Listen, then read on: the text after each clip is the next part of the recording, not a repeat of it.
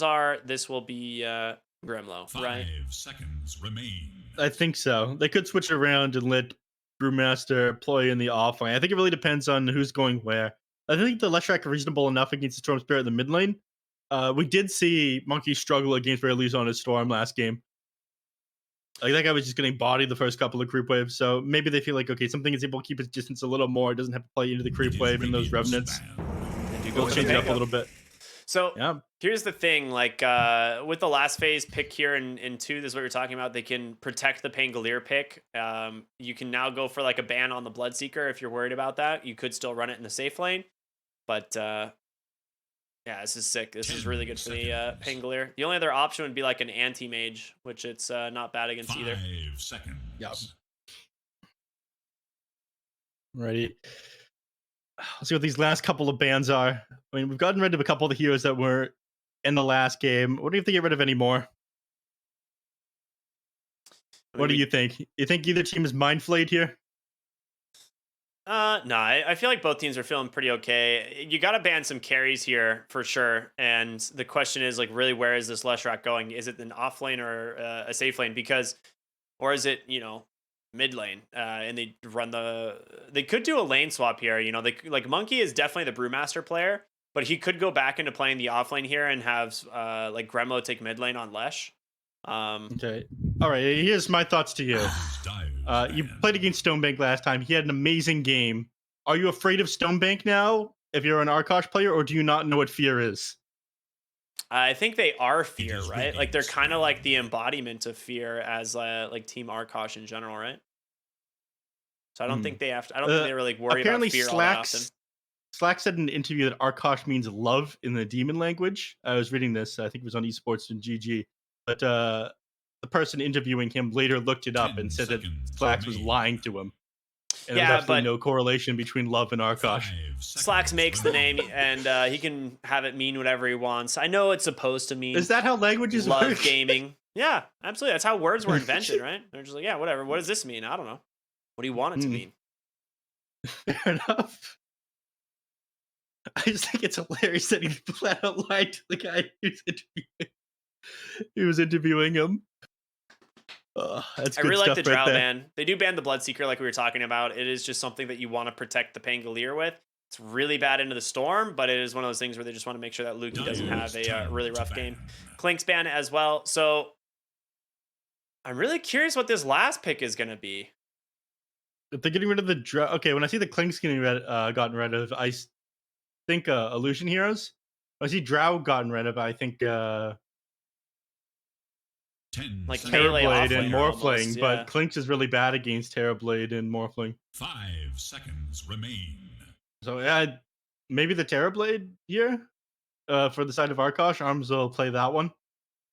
That's like the biggest thing I can think of here. But you have reasonable enough magic damage to control up a TB and bring him down, especially if Jakiro ends up getting an Aghanim Scepter in the late game. You don't have super heavy burst on your heroes in order to get him before he gets a Sunder off.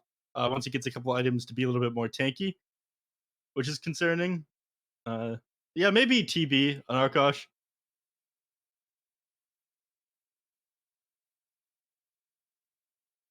Hard to say. We'll find out. Yeah, either way, they're not going to have backline jump, regardless of what it is. I think that's another reason why they ban out both the Clinks and the Drow Ranger. The Faces Void they get rid of. Interesting. I mean, they'd be able to do a lot of damage in the Chronos here with Leshrac, Rubic Disruptor. It's also really good against the Pango. Like, time dilation is so rough to deal with as this hero. Like, your mobility is just gone. 10 seconds. And then Chrono, of course, you can just Chrono the Rolling Thunder and just kill the Pangolier during it. So we'll see. Go for the Wraith King themselves. This was first banned in the last game for some reason by Arkosh. Safe pick for sure. I mean, there's not much wrong with Wraith King. This hero is busted. It means you can't rely on like a single big team fight ultimate here. They need something that can get the Wraith King to get back up. I feel like you have some pretty low cooldown on that Disable, so the Ice Path and Rolling Thunder is able to continue. You get in and out of the fight with the Storm Spirit. You have decent control up with the Keeper of the Light.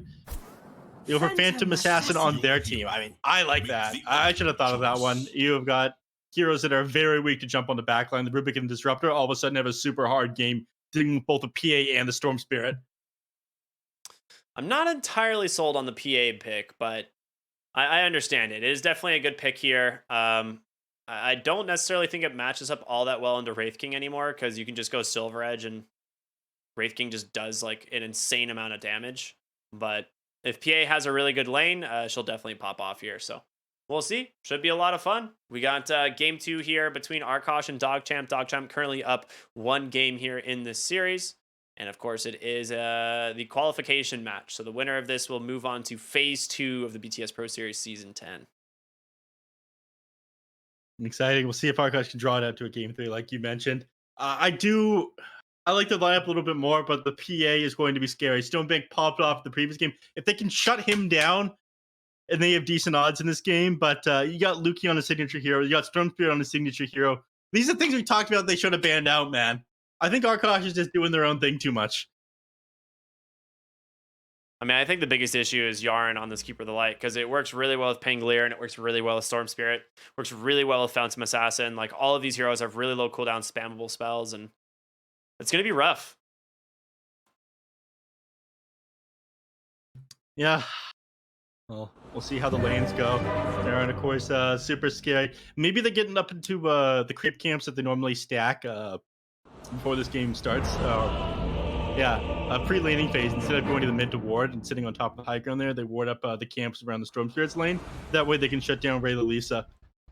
This is something that the teams did against PSG LGD when Nothing to Say was playing Tinker. Because the first couple of games, they ended up letting him have way too much farm doing the ancient stacks and the hard camps. I think it's the same sort of thing if you're letting Keeper of the Light through with the Storm Spirit. You gotta block those camps up in the triangle. That's great. I'm getting very distracted by voice lines, sorry. It's a lot going on, man. Like, each of these teams, they gotta sell their voice lines here. You only get limited money from competing in the DPC. Dude. Last place here in the Pro Series isn't worth much. A lot of teams made well over their prize pool in the DPC and just voice lines. Yeah. You've got 2 options. You can pump out content like crazy, or you can be the best in the world. And even then, if you're not literal first, it doesn't matter. Good system we got here. Second is pretty good. I think everyone walked away with $1 million in second. Okay. Just 30 seconds. Sorry, if you're not top 3, it literally doesn't matter. Good stuff.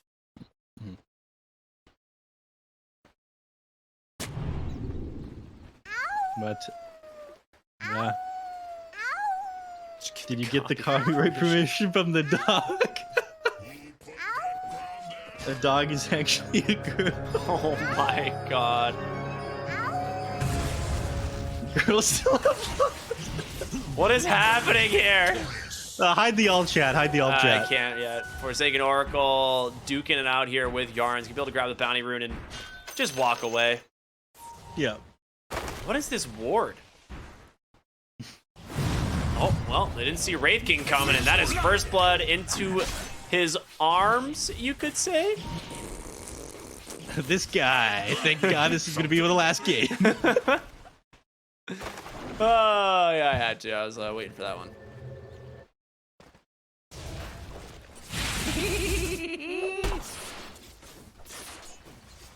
All right, we'll see how Arms does this game on the Wraith King. Again, Forsaken Oracle is going to put him in a much better position with the Disruptor being his lane support, but Yaren is very good on the Keeper of the Light. In the last game, at the very least, he had Spike Carapace in order to deal with his Illuminate. This time, they just kind of face tank it.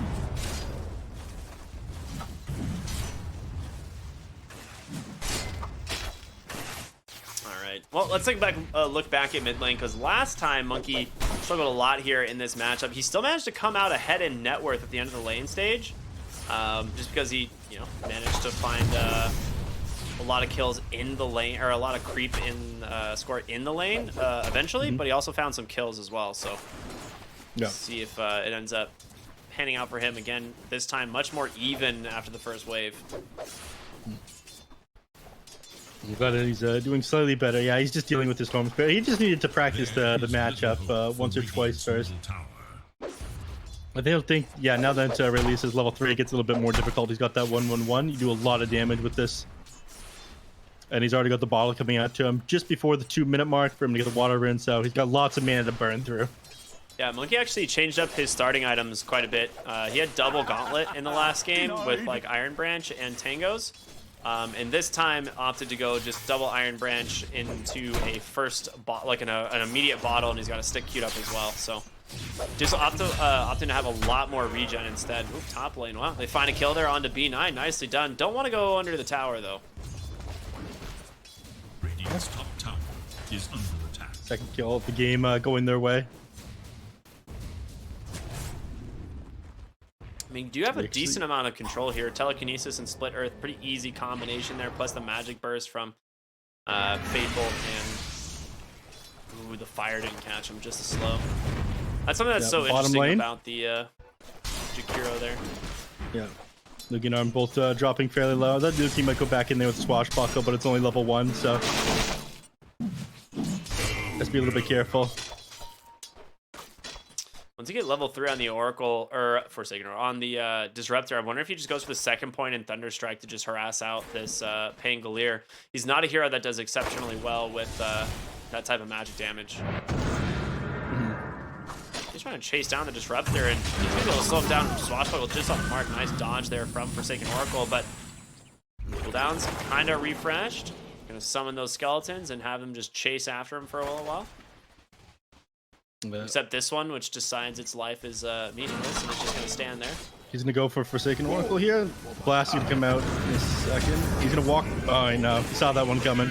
Yeah. Skeleton, I think, gave him vision stuck there. Inside the kinetic field, held that point for a very long time, and Forsaken Oracle will be the one that ends up grabbing the kill. So a nice bait here from the Disruptor. Well, high five. Good there camaraderie there. All right.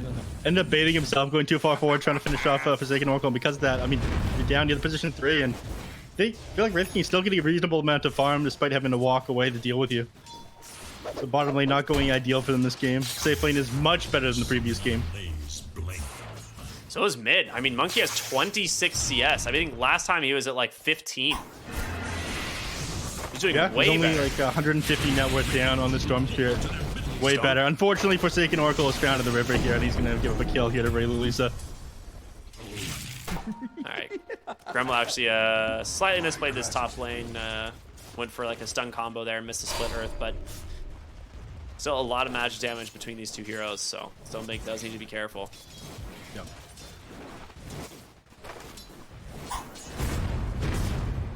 Monkey getting very close to level 6 here, but Ray Lisa's already got his. I mean, he's sitting at pretty low mana. I feel like if Ray Lisa plays into this next wave, you can just pop Primal Split and run this guy down. So he's gonna get the instead he's moving in the jungle. Yeah.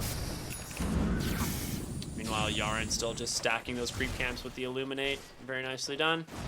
Setting these ones up for Ray Lisa. Meanwhile, Luki will get the Swashbuckle out. Nice. Yeah. Something that they should have done is ward up these camps nearby the Storm Spirit. And I feel like, you know, the exact same thing happened in this game as it did last one, like clockwork. This triple camp just allows Ray Lisa to get that much further ahead. The enemy mid. He's sitting at pretty low HP now, so I think he will be forced to walk back to base, yeah. But he is level 6 now. We've been to set up a kill. He's gone 3-1-1 this game rather than 2-1-2. So he's more so focused on farming creep camps than he is on finding kills on the heroes. Monkey's gonna get a decent amount of chip damage onto this mid tower, but Yaren here to help clean it up. Big Illuminate, and Monkey just gonna try and bottle up under the tower, try and keep this catapult alive, using the evasion as well, but Yaren with another Illuminate should clear up this creep wave in no time. So we're gonna go on the Monkey here. He's not gonna get the primal split off. Oh, he does just last second. Ray Lisa used a lot of his mana. He's just gonna use it to take the tower, keep this catapult alive even longer. All right, this is sick. If he can get the tower, all right, they fortify it up. It's gonna buy them a little bit of time, and now he's got to get back on his Earth Panda. Keep the light controlled up as well. This guy dies to. Forsaken Oracle stuck around a little bit too long. Ray Lisa had all the mana in the world to work with, and yeah, gonna be an easy pick off there for the Storm Spirit, getting a second kill of the game. And 2 kills given up to Ray Lisa, but they did a lot of damage to that tier 1 tower. If they can get that one and get a little bit of extra control over the map, things are looking great for them. Top lane. Crow found out. Stonebank grabs himself his first kill of the game.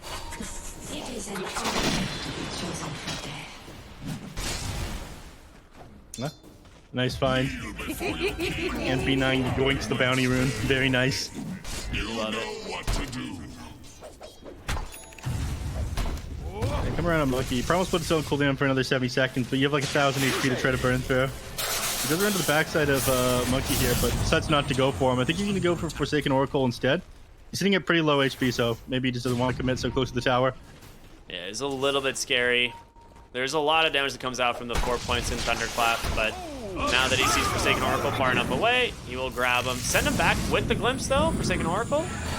Gonna get caught by the Dual Breath, so plenty of damage coming out from him. Yeah, 20 health. All right, nice. Calculated. Yeah.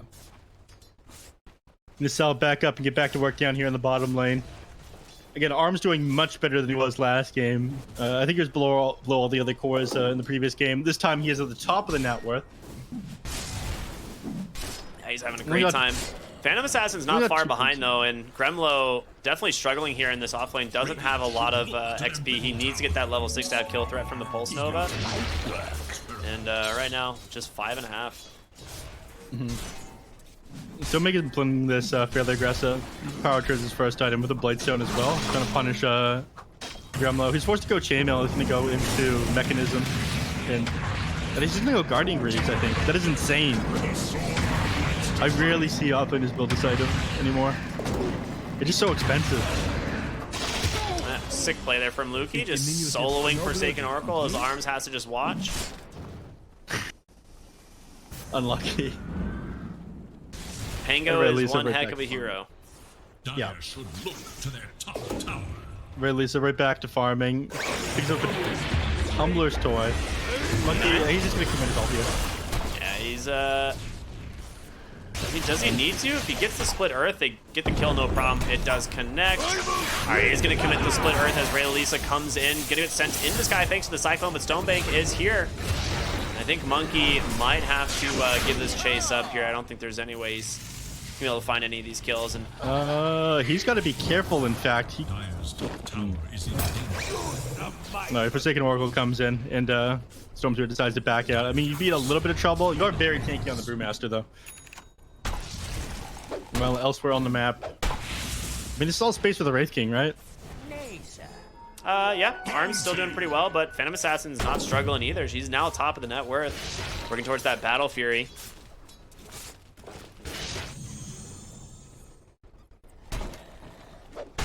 Unfortunately, Wraith King's not going to be able to keep up in CS after he's got that.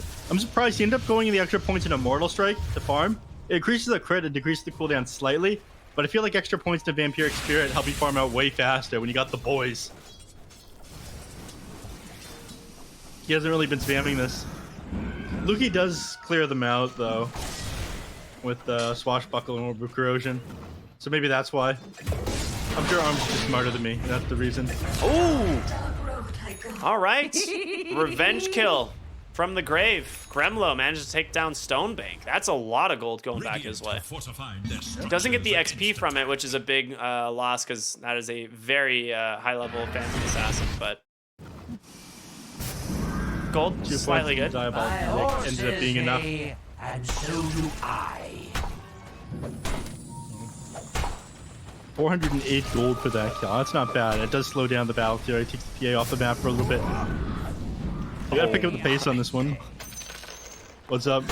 Yaren's Illuminate like healed the catapult just outside of kill range for Monkey, and he like blinding lighted him as he went for the last hit. So it missed, and then he denied it.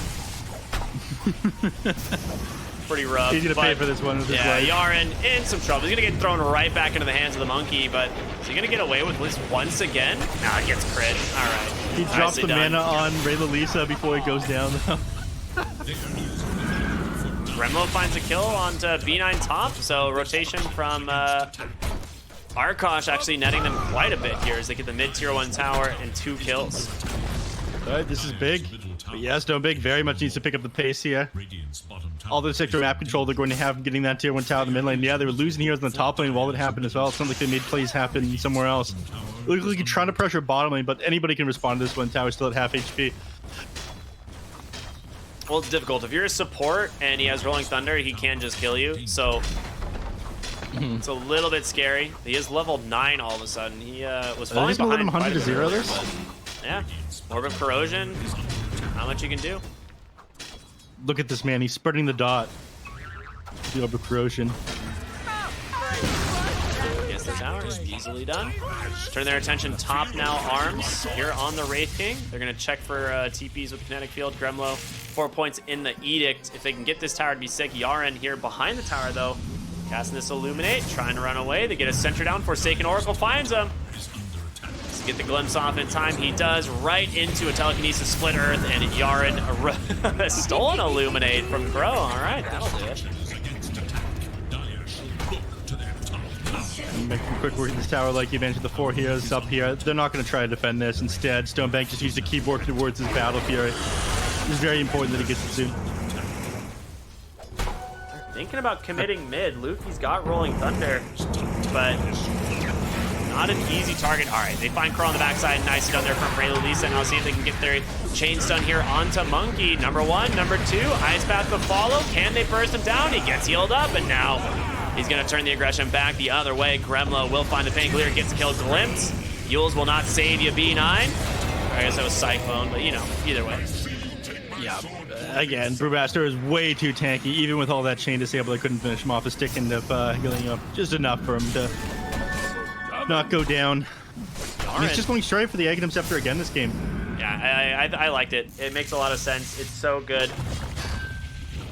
Well, they don't have the same level of control they had in the previous game for. I mean, once you have the Orchid completed on the Storm Spirit, things get a little bit easier. Speaking of, where is the Orchid on the Storm Spirit? Oh, it's done. Where's... There we go. I was thinking, like, Ray Lisa definitely have it by now, right? Forsaken Oracle, big Static Storm. Ice Path comes through, will hold down the Wraith King for the moment. Monkey with the DD rune has to just kind of back away as Stonebank and Lukey just gonna chase him down. Drops a Cinder Brew, hits him with that Earth Shock, but it's not gonna be enough, and Arms, he's on the run. Haste Rune bottled by Ray Lalisa, so there's no chance. This Wraith King's gonna die a second time here. Well found. Dual Breath back the other way from Crow, trying to do what he can, but Arkosh just crumbling one after the other. Don't complete that to you, Forsaken Oracle, why? Oh, no. You'd think an Oracle would have seen that one coming. You know, sometimes you just gotta support your friends in life and in death.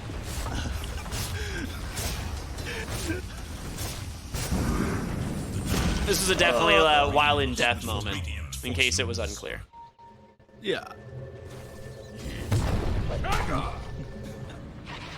What can you do? Well, chain feed 4 heroes, giving DogChamp 3,500 XP and a 2,000 gold swing and a mid tower. I mean, that's pretty good. That's something you can do, yeah. It's down to business again. Monkey, he's completing this Aghanim Scepter one way or another. He realized how important this is. Also needs a level 12. I think 50 minutes in the game.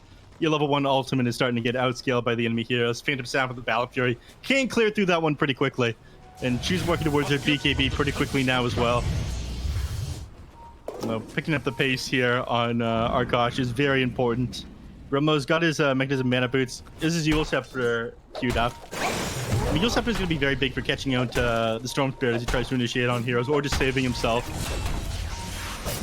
Got eyes on Monkey. Yules comes in from Ray Lisa. Man on top, right back off thanks to Yarn on the keep of the line, and he was going to pop that Soul Burn. So you lose Pango top, you lose Brewmaster in your jungle, slowing down that Aghanim Scepter even more.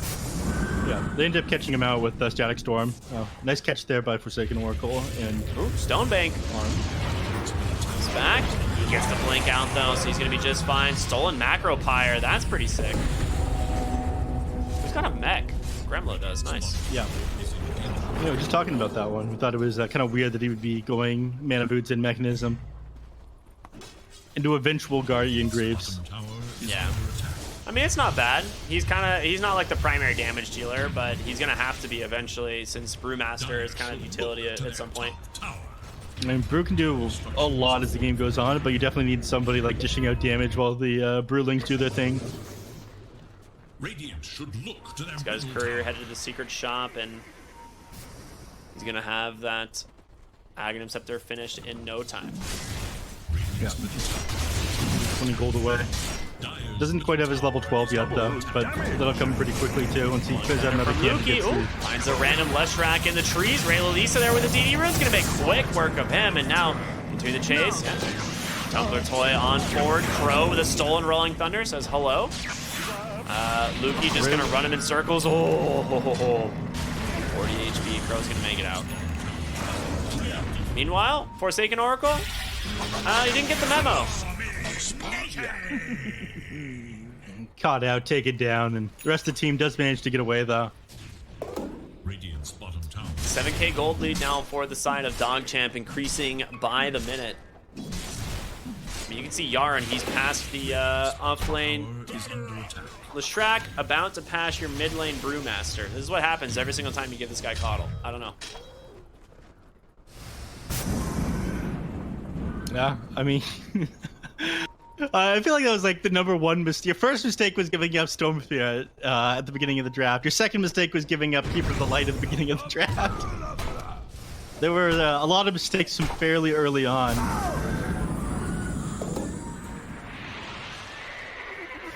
Yeah, this guy is something else on this hero. It is so scary. Yeah. They're playing up here in the top lane, around where they have their vision right now on Arkosh. They see Lukey in the trees. They're looking to catch him out, I imagine. I think like Crow has to have a little bit more cast range or jump in order for them to catch somebody. They'll need to follow up these stuns. All of them come out a little bit slow. Alright, top lane, Rolling Thunder. Yules will dodge the stun. Crow stole it though. Wait a minute, he canceled by mistake. Oh no. Crow is dead, and now Gremlo stuck on the backside doing a decent amount of damage here with this, I mean, with the, it doesn't matter. Leshrac, it doesn't really matter. They get the Jakiro, but you've lost a Wraithing Reincarnation coming through. Monkey has a second split if he can use it, and the question is, does he want to, or is he just gonna run away? And it looks like he's opting to run away. Question is, will he actually make it? He does. Okay. Yep. Monkey managed to get out, but they lose everybody else. Arkosh, they can't afford to keep taking losses when the only hero they get there is Jakiro. And figuring they can take a team fight underneath the tower, but just melted. With that, they're going to lose a little bit of control they have over the map. They had everything, all the observer was painted inside the Dire Jungle. To me, that's the safest way to one place to play, but they slowly tilting over in favor of DogChamp. If you can take this late, I feel like you're in pretty good shape if you get a Silver Edge on the Wraith King, but you are so far away from that at the moment. So you know how like when you steal a spell on Rubik, there's like the travel time before it gets to your hero? Yep. So he had Rolling Thunder stolen and then steals Shield Crash. And he went to go use the Shield Crash right before it actually arrived on his hero, so it instantly canceled Rolling Thunder. He was just like double stuck tapped there. it? No, he didn't double tap it. He just used the incoming spell slightly before it arrived. So like he basically like used Rolling Thunder, was waiting for the new spell to come, and he just No, he would have double tapped it by mistake. Because they found Brewmaster here. I see that. Work is there. Gonna find themselves a big kill. Crow will steal Ball Lightning, so he's back to the base. so how it works is you steal Rolling Thunder activates instantly on Rubik. You just start rolling, and then I think he thought that he had Shield Crash because he took it, but the ability hadn't moved over his hero yet. You'll have to finish the duration of Rolling Thunder before it expires. It doesn't change when you grab a new spell. Well, that's what I'm saying. Like he had Rolling Thunder already stolen. Like it was still on his hero from the last fight. Yeah, but you need to click it twice to disable it. Yeah. It has nothing to do with activating Shield Crash. I know. That's what I'm saying. So he would have had to double tap it. Yeah, that's what I'm saying. Okay. That's what I said. But you said he didn't double tap it. I was confused, sorry. I don't know. It's fine. Gremlo going for a Ghost Scepter next. Interesting. I mean, he just needs to stay alive. This Phantom Assassin does a lot of damage at this point. Has Battle Fury BKB. So at this point, I think all the heroes are going to have to start picking up Ghost Scepters in order to stay alive. Crow is one speed up as well. Forsaken Oracle is a very long way away from being able to buy something like that, though. Well, Forsaken Oracle, as well as the rest of the team stuck inside a Will-O-Wisp, as Lukey is just going to have a field day on the pain, going, well, never mind, he's playing ping pong. So he'll come back into this fight in a moment. Crow, Rolling Thunder, managed to catch the PA. Having a little bit more trouble bouncing between these walls, but he's going to chase down someone eventually. Stonebank continuing the chase here, trying to get on top of Pro. Ice Path off the mark, but a big crit there's going to find the kill. Second split coming through from Monkey. Stonebank thrown into the sky. He does have an Aegis, of course, so not a lot of damage that you can do here, and Ray Lisa will continue to chase, find the Wraith King. That's going to pop the Reincarnation. He's going to get thrown into the sky, though, and Monkey trying to hobble away here, and it doesn't seem to matter. Arms chopped down here by the side of DogChamp as they've got plenty of damage to work with. Big Static Storm Kinetic Field, but it ends up only catching 2, and Fango, he's got some damage reduction to boot already. Big crit from Stonebank, takes down the Leshrac. They're looking for more. Disruptor is going to get found. 2 more deaths, and about to be a third as they jump into the base. They find Monkey. Yaren on this Keeper of the Light, accelerating his team as they call the GG and a faster 2-0 here in game number 2. Lane's been a lot better for Arkosh in game number 2, but after the laning phase, everything crumbled and they fell apart. And I mean, the last play at the end there, I mean, just because it's a good static storm, it is not always a good static storm when your team isn't able to follow it up. A tip came out from the end there from DogChamp over to Arkosh, and that's that. DogChamp is going to qualify for phase 2. Making it through and taking Arkosh down here in the BTS Pro Series 10. It's as we expected, honestly. I will say, if you're going to give DogChamp Keeper of the Light and Storm Spirit, you shouldn't expect a good result for yourself. And that's what it's starting to look like. These guys are way too good on these heroes, are way too good at playing with them. And, of course, Stonebank 13-1, and borderline flawless performance once again on the core, so these guys are good, man. I'm excited to see them in phase 2. Me too. Solid performance out of Gremlo this game. Again, I think the lane's been a lot better for them. Game number 2, the heroes definitely picked a little bit better for it, but giving up too many signature heroes a game was definitely a drafting mistake here from Arkosh, and that is going to be it for them. So congratulations to DogChamp one more time. I am super hyped to see them and how they perform in the playoffs here and in the group stage. I mean, this is a team that's going to be moving in Division 1. I mean, it's only right that they end up playing with other Division 1 teams, right? Yeah, should be fun. I'm going to pull up the bracket, actually, because funny that you mention it. Both of the teams that qualified are both of the teams that promoted out of Division 2. So the Cut and they're just built DogChamp. Different. Yeah, they're just that good. And excited to see how they do into phase 2. Clear as day. The Cut just pretty much dominating everyone in the upper bracket here. Team DogChamp doing really well in the lower bracket, but excited to see both of them, like you said, advance onto phase 2. So congratulations to both these teams. And of course, if any of you want to be able to follow what DogChamp is doing, you can follow them on Twitter at Team DogChamp. I think the BTS Twitter tweeted them out just before the match went live. So yep.